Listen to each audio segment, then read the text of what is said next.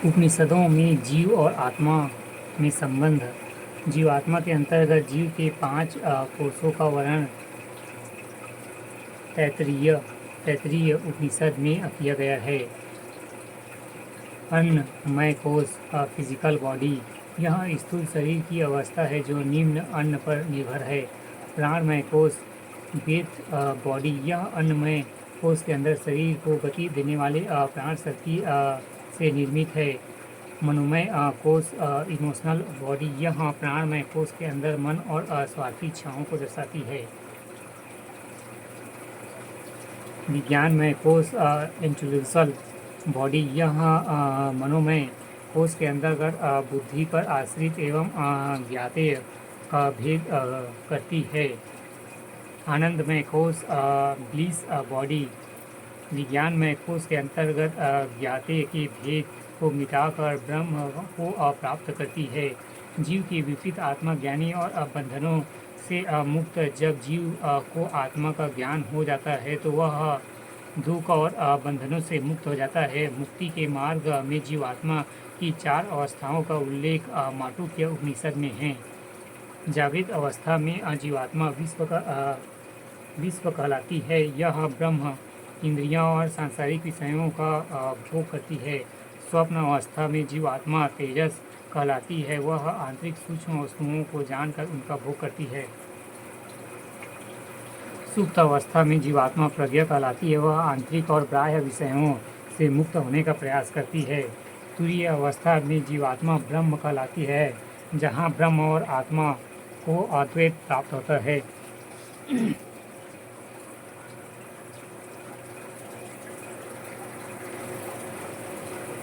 रीत का विचार। रीत से अभिप्राय प्राचीन वैदिक धर्म में सनातन प्राकृतिक व्यवस्था और संतुलन के सिद्धांत को रीत कहते हैं। यह विश्व की नैतिक रूप में व्यवस्थित करने का विचार है। अलंघ्य नैतिक व्यवस्था की रीत है। वैदिक एवं उपनिषद आधारित परंपरा में रीत को व्यवस्था का नियम कहा जाता है। रीत का शाब्दिक अर्थ उचित या सही वस्तु। रीत का वही व्यवस्था है जिसे ब्रह्मांड संचालित हो रहा है। वैदिक संस्कृति में रीत अर्थ ठीक से जुड़ा, सत्य, सही और सुव्यवस्थित होता है। यह हिंदू धर्म का एक मूल सिद्धांत है। रीत ऋग्वेद के सबसे अहम सिद्धांतों में से एक है। हिंदू धर्म की शुरुआत इसी से जुड़ी है। रीत का पालन प्राकृतिक व्यवस्था के सभी अवयव करते हैं। रीत क्रियान्वयन एवं संरक्षण वरुण देवता के द्वारा किया जाता है। वेदों में वरुण को गोप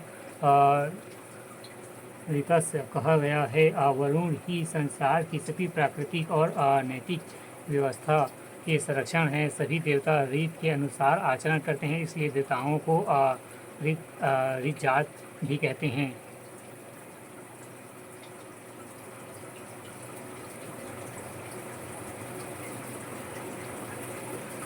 रीत से संबंधित नियम। प्राकृतिक व्यवस्था का नियम रीत के माध्यम से वैश्विक व्यवस्था के नियमन और सामंजस्य बना रहता है। नैतिक व्यवस्था का नियम रीत से कर्म नियम एवं रीत प्रयासः अकृतम् अभ्युदयम् की व्यवस्था अस्तित्व में आई।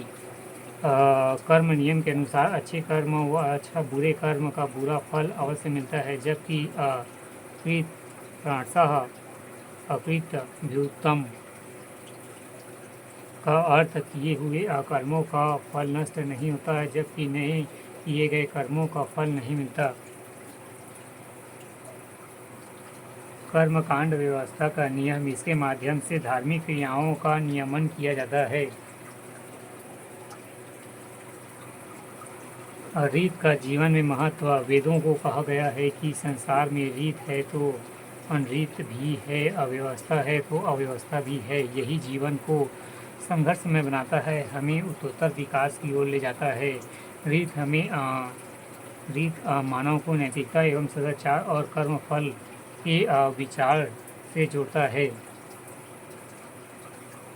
रीत के माध्यम से सांसारिक चक्र, चाहे वो सूर्योदय सूर्यास्त हो या दिन रात हो, ऋतुएं हो या व्यवस्था में दिखाई है।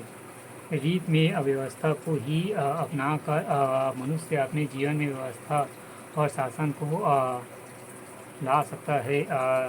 ऋग्वेद में वर्णित है कि रीत व रीत च सत्य, अर्थात रीत ही सत्य है। इस प्रकार रीत सत्य का प्रतीक भी है। पूर्व वर्षों में आए हुए प्रश्न।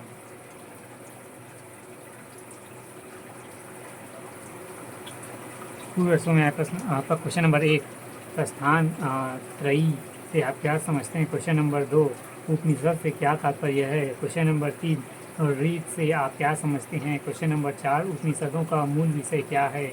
क्वेश्चन नंबर 5, रीत से क्या आशय है।